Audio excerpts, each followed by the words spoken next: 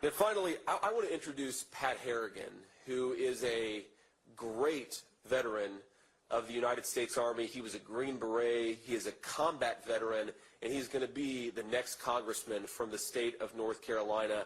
Pat is just, he's a very, very impressive guy. He's one of the few people who makes me feel short. I think Pat's like 6'6", but a great, great human being, a great servant of this country. He did it already in the United States Army as Green Beret. He's going to do it as a representative from the state of North Carolina. Pat, why don't you come up here and say a few words, man? Let's give it up for Pat Harrigan. Well, thank you, Senator. And it's great to be here with our veteran family. I walked around a little bit and talked to a few of y'all, and some of you guys haven't served, and that's great. But to those who haven't served and are watching this now, I can appreciate that you might not understand why America's veterans across the political spectrum are standing up to sound the alarm about Tim Walz. I can appreciate how you might look fondly on his 20-plus years of service in the National Guard. And I understand why it can seem like nitpicking when our veteran community reads his words and we scream, "Stolen valor." I get it, and I don't judge it. Without serving and deploying, I might not get it either. But I'm hoping that at the very least, by the time that I sit down here today, you'll understand why we are so passionate in our united voice that Tim Walz is a coward who betrayed his men at their greatest time of need and is not fit to serve the United States of America as Vice President.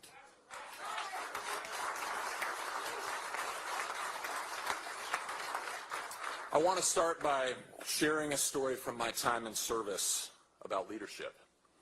As a young lieutenant, I was called into a senior leader's office, and everybody here knows that's a place you don't want to be. But as he addressed me for the first time, I looked around and took stock of all the hard-earned mementos and memorabilia that were hanging on his wall of his office of a man that had served 20-plus years in the Army. And as he asked me questions, something that was on his desk caught my eye.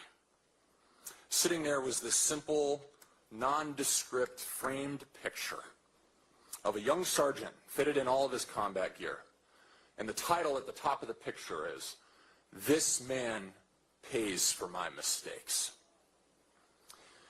And what struck me immediately was that picture was not facing outward as if to show others the picture. Rather, it was facing inwards towards his chair. And I asked him why he had this picture, and he said that it served as a constant reminder of the one and only purpose of his role as a leader. And in that moment, I learned one of my most valuable lessons of leadership, and it was a lesson that served me through my deployments in Afghanistan. I learned that a leader is a servant who places the needs of his men and women above himself. A leader is someone that shows up day in and day out, not thinking about his own goals, but about what is best for those under his command. A leader leads his team into battle from the front, not cowering from the back, or worse yet, quitting altogether. A leader understands that our country has placed its sons and its daughters, its mothers and its fathers, and its brothers and its sisters in his care. When a leader violates this trust, hell hath no fury like the men, women, mothers, and children impacted by that coward.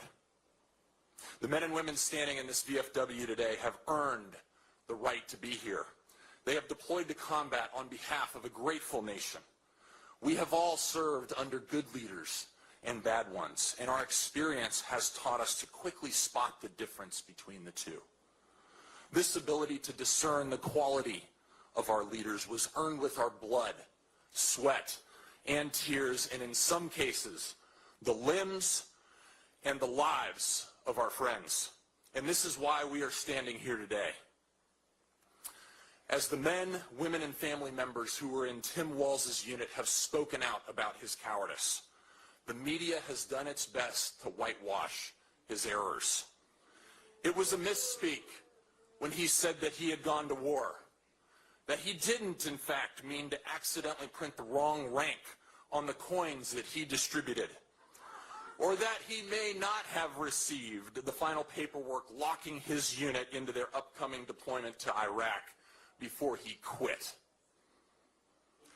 We believe it is unforgivable to do what Tim Walz did, when, among others, the command sergeant major who replaced him, the mother of one of his unit's fallen soldiers, and the unit's chaplain are calling him a coward. How dare Tim Walz call it simply partisan attacks? And quite frankly, how dare you, the media, dismiss the men and women who actually know Walz's character?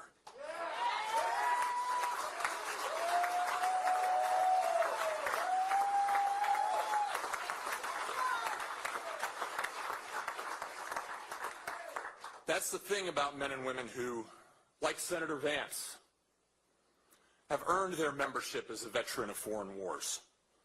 Not one of us, we will not back down when we recognize a bad leader who will harm our brothers and sisters in arms. This is why we stand here today speaking out against Tim Walz. His actions have clearly shown that he does not care about the man who will pay for his mistakes. His own chaplain called him a coward. Think of that, his own chaplain. Tim Walz knew a deployment was coming for the men and women under his care, and he chose to be in the halls of Congress rather than have earned the right to stand here with you and I on this hallowed ground in this VFW.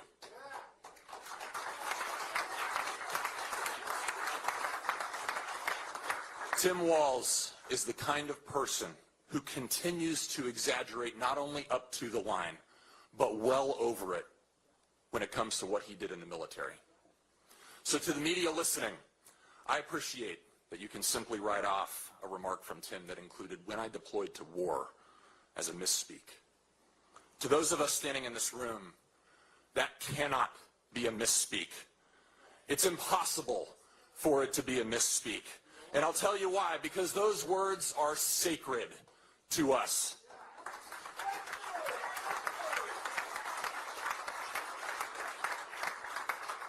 But those are the words spoken by a man who chose to let those in his care fight on his behalf.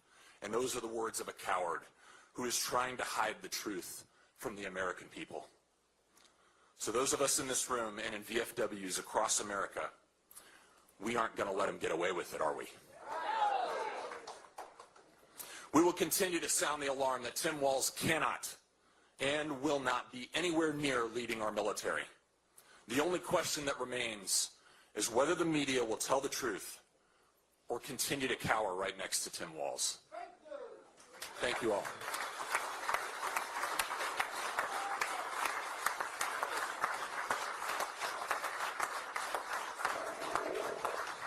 Wow. Thank you, Pat. That was incredible. And we're going to take some questions from the reporters in just a few minutes. But let me try to round this out a little bit. You just heard an incredible testimony from Pat. He talked about the people that Tim Walz had served with. And let's just summarize the truth. Tim Walz said that he carried a weapon in war. He never went to war.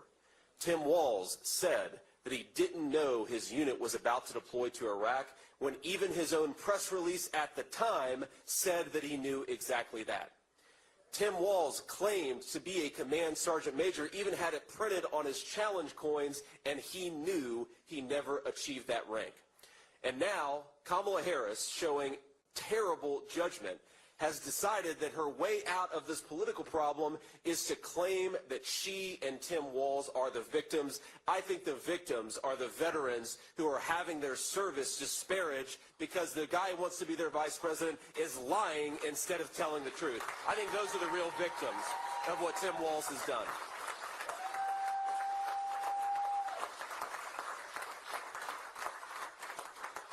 Every single person standing with me has sacrificed something for this country. Some of us, like Brian, have sacrificed more than most Americans can possibly fathom. But every single one of us honors every veteran for their service, whether they went to war or not. So long as you did what this country asked you to do, you deserve to be praised for it. You deserve to have what this country promised to you actually given to you. This is not about disparaging anybody's services, including Tim Walz. This is about disparaging the dishonesty and asking Kamala Harris, why are you showing such poor judgment by standing by a guy who insulted our veterans and lied about his service? If Kamala Harris wants to lead this country, if she wants to lead the millions of active and reserve service members and the millions of veterans on top of it, she ought to stand before the media and answer why Tim Walz lied and why she's now trying to say that he's the victim, that we are somehow attacking Tim Walz's service. That's what Kamala Harris says, that we're attacking his honorable service. We're not attacking his honorable service. We're attacking the dishonesty about that service. That is not honorable. That is the height of dishonor, and Tim Walz should not be the Vice President of the United States because of it. God bless you guys. Thank you all.